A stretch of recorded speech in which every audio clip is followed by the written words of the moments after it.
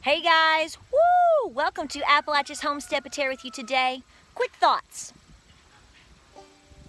I'm mowing, I'm gardening, I'm moving things. Not so much in the field, everything's pretty peaceful there right now, but more so in the yard and in the garden. And I wanted to talk to you about this issue. As I'm continuing to homestead and have noisy geese, as we are continuing to homestead, as we are trying to continue to work with what we have, you have to continue to understand that your garden has a lot of potential in feeding other things than just you. By now, for most folks, this garden would have been completely pulled, completely tilled, completely gone away. By now, it probably would have been a fall garden or just prepped for next year. Not me. I'm letting it go. Did you hear? Let it go. Let it go. Let it go. Let me tell you why. You need to know your weather zone and you need to understand what happens in your area. Right now, with this weather, the bees are having their final feast before winter. Look here. 1, 2, 3. The bees are having their final feast. There's no way I could pull all of this and with a good conscience right now and put it in my dehydrator and hang it up when I know these precious critters need their final harvest. If you see things in your garden that are continuing to bloom, think about letting them do so.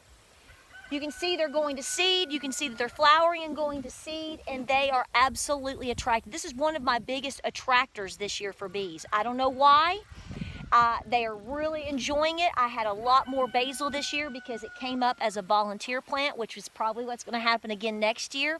And this has been sensational for my bees.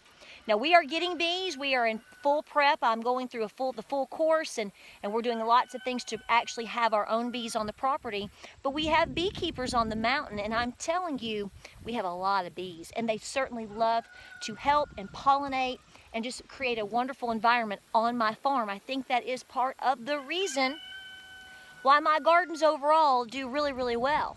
Now they're still going to have issues with potential diseases or weather conditions. That's not what I speak of.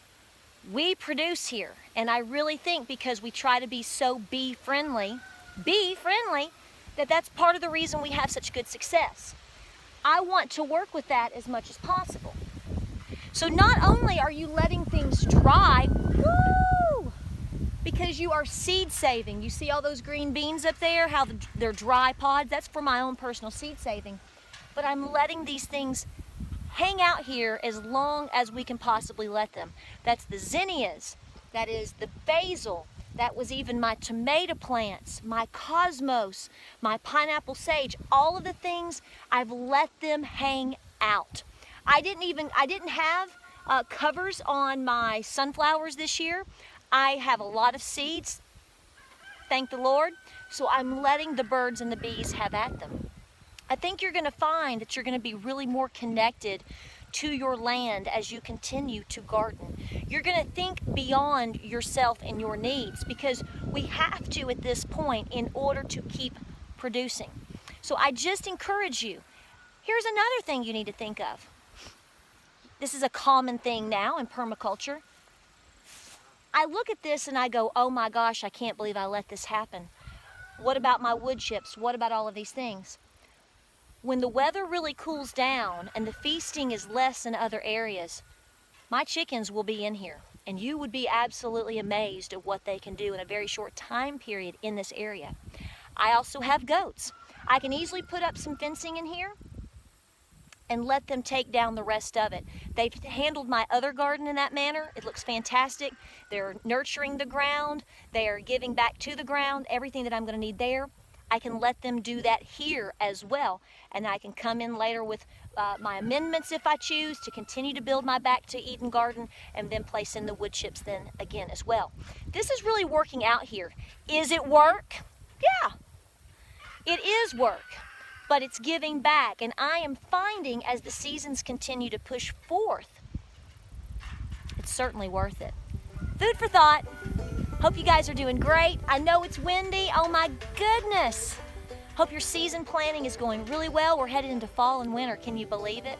I know it. It's amazing. Thank you for coming over here on Patreon, guys. Bless your hearts. I love you. Thank you for all the support.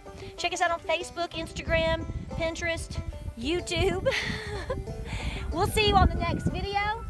I'm going to get back to work.